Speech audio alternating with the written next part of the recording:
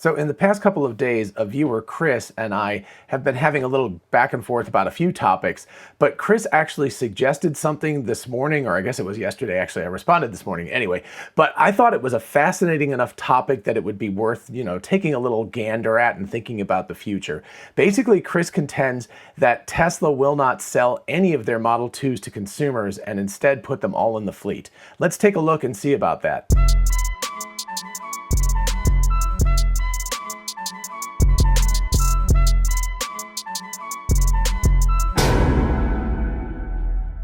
Hey y'all, it's Dr. Know-It-All. So first of all, obviously, I'm sure you've noticed the very empty background. I've started packing in earnest. We are going on vacation. We're leaving tomorrow, so we're going to San Francisco and Yosemite. And if you're out there, let me know about that. Hit me up on Twitter or Gmail or something like that, and I'd be happy to meet and have a beer or at least wave or something. Wait, say hi. But anyway, so that's next week, and then as soon as we get back, we're moving, which is just a crazy, crazy bad timing. But anyway, the next couple of weeks are going to be a little bit slower than the previous ones have been. I'll try to do my best to, do some real basic videos on my phone or something if there's any hot topics that pop up. But otherwise, it's a good chance to go back and watch some videos that you may not have seen because of time, etc. So go back and look at my library, particularly the last two about Andrej Karpathy. And that actually tails into exactly what the topic of this video is, which is concerning what happens in the future with Tesla's mission, with full self-driving, and with robotaxis. All right, so let's start by reading what Kris wrote me. Quote, "My prediction, he," meaning Elon Musk, "will never sell any of the Model 2s, which is of course the temporary name that everybody is giving this car. It might be called the Model 8, it might be called the Model A, because they're trying to spell sexy cars. So I'm thinking Model 4, Model 8, or Model A, something along those lines. But anyway, Model 2 is the placeholder for now. Anyway, he will never sell any of the quote Model 2s. Those million-mile, including battery life, economic vehicles will all go to the network, meaning the robotaxi network.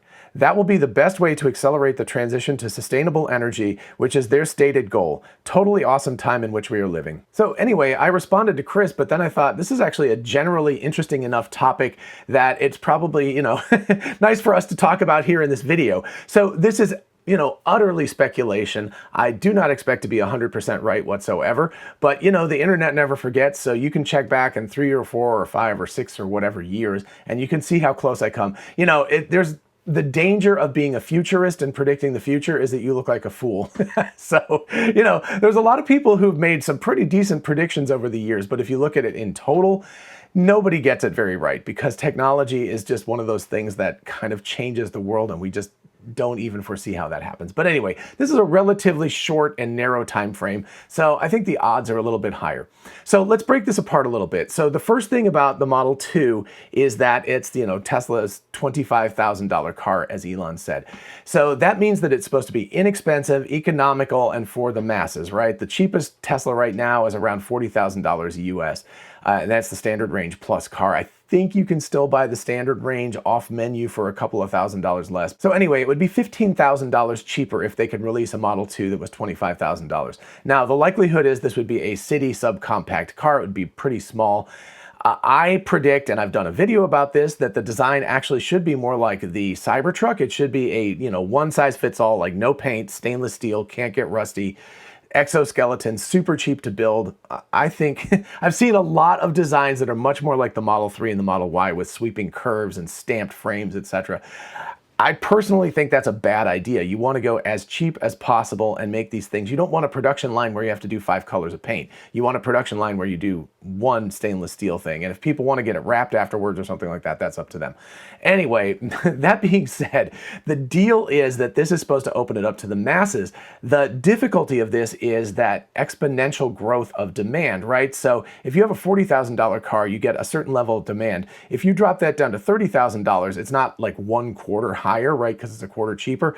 It's 10 times or 50 times more than the demand for a $40,000 car because way more people can afford a $30,000 car or a $25,000 car. Or if the United States new tax credits come through, effectively a $15,000 car after tax credits, that's crazy, right? There's going to be insane demand for this. So one big negative about this would be that Tesla simply will not for years and years and years be able to manufacture enough Model 2s. The second factor, of course, is an economic one for Tesla, and that is that if they sell a $25,000 $30,000 car, even if they're making decent profit margins, like 30% or something like that, that's a one-time 30% profit margin they get on this car.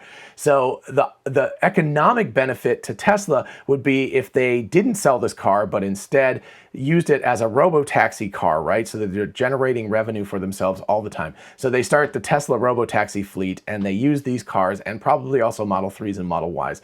And they put those into the fleet, and they basically run those things all the time. So every single day they're making money on these cars rather than one single time. So over the life of the car, of course, at the beginning, they don't get the lump sum money, but over a couple of years, they will start to make a profit. And then if these cars really can do 1 million miles, that means a ton of profit, right? So let's say they break even at 100,000 miles or 150,000 miles or something like that. That means that they effectively have like 85 or 90% of the life of the car left to continue making money on this car. That's pure profit. That's way, way better than selling a car in terms of economically. And the third big reason for Tesla not to sell cars to the consumer is that they're accelerating the transition to sustainable energy by not selling the cars to consumers, because they're manufacturing fewer cars, right? So they can make fewer cars because that's something that's going to be difficult. They're supply constrained all the time. But also they don't have to sell as many because these cars are being utilized to a much higher extent. Rather than being utilized 5 to 10% of the time like a normal consumer car is, they're being utilized, say, 80% of the time or something like that. So you've got an 8x increase, so you need, 8 times fewer cars, or let's be conservative, 5 times fewer cars. So rather than needing 100 million new cars per year, you reduce that to, say, 20 million new cars per year.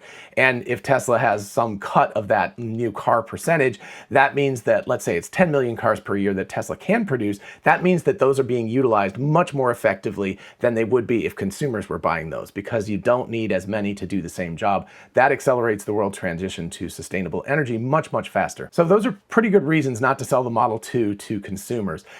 I think it's not going to be quite that smooth of a transition. Number one, I think that Tesla will release at some point a $25,000 car because Elon Musk said so, and he likes to be right.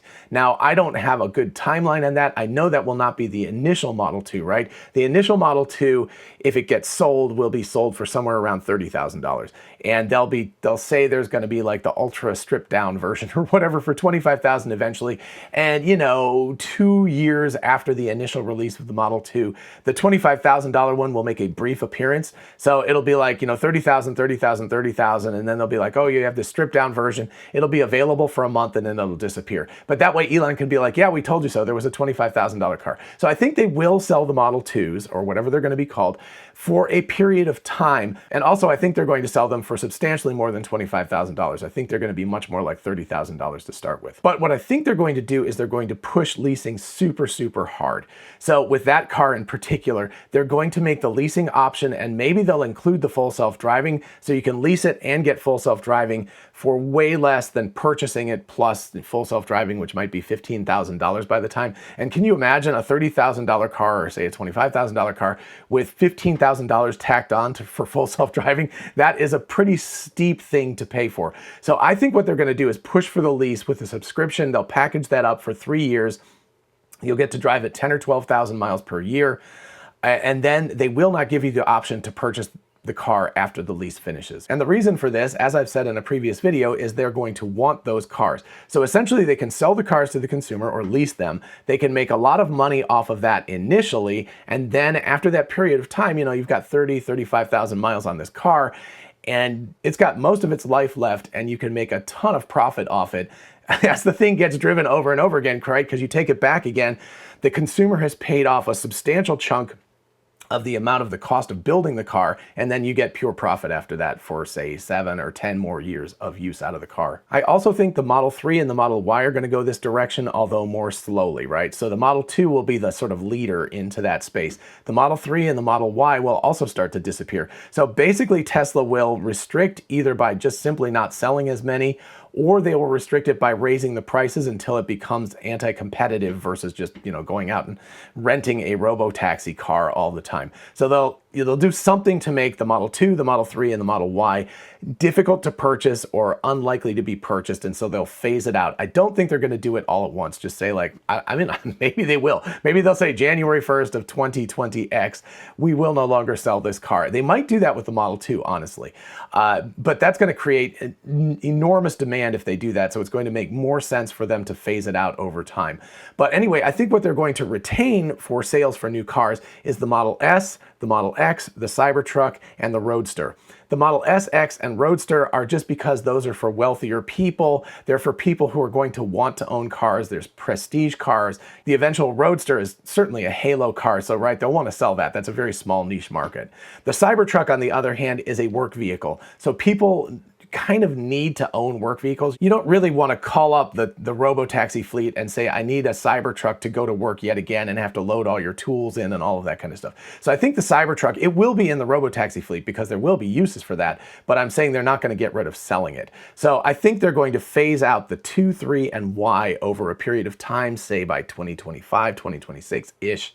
And then the Cybertruck and the Model S and X, all of those will be available for the robo-taxi fleet, right? If you want a very luxurious ride or something, you pay more money for a Model X to go from point A to point B, but they will also still be available for the consumer to purchase. But I think the less expensive cars they're going to get rid of as soon as it becomes profitable for Tesla to do so. Now, why is this all going to take so much time? Well, number one, I just did the videos on this and you can check that out if you're interested. But basically, even though I think Tesla has essentially solved full self-driving, it is going to take years for regulatory bodies to approve that. And you've got to remember, you got to do this globally, right? So like Cincinnati, Ohio might approve robo-taxis, but Columbus, Ohio doesn't, and Indiana isn't yet, and Missouri doesn't, and Wyoming doesn't, but New York City does, but New York as a state doesn't, etc., right? So it's going to be very, very cumbersome getting these cars approved just in the United States, and then you talk about every other country in the world. So it's going to take years for all of that to roll out, which is why I think they have time to release the Model 2,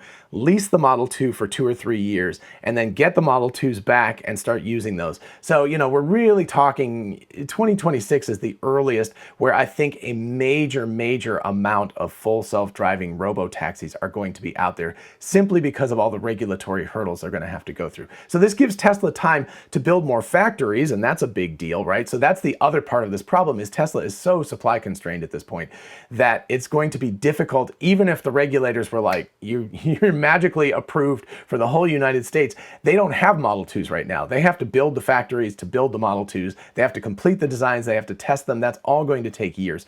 So all of this stuff is just going to take time. But I think the conclusion, you know, certainly by 2030, is that Tesla is not going to be selling an awful lot of cars by that point. I would say by the latter half of this decade, 2026, 2027. But certainly by 2030, Tesla's going to be known more as an AI company, right? A software as a service company. They're going to be known as an energy company with their solar and batteries, and they're going to be known as a gigantic robotaxi fleet. Now, they may do this themselves. They may have Tesla Robotaxi, or they may license that out to different geographical locales. So, you know, it might be Bob's Robotaxi fleet, but Bob is actually a licensee or a franchisee of Tesla. Tesla tends to like vertical integration, so there's a good chance that they're going to vertically integrate and keep it all in-house, but there are also advantages to doing a more of a franchised version because it's easier to get into all the different markets they want to. So anyway, we'll see how all this goes, but I'm pretty convinced Kris is ultimately right, is that Model 2s in particular are not going to be sold in mass to the consumers in the long run. I disagree because I think in the short run, for a number of reasons, the Model 2 will be sold to consumers for a brief period of time. But if you want one of those, you're probably going to want to get in line as soon as they announce it and start taking reservations,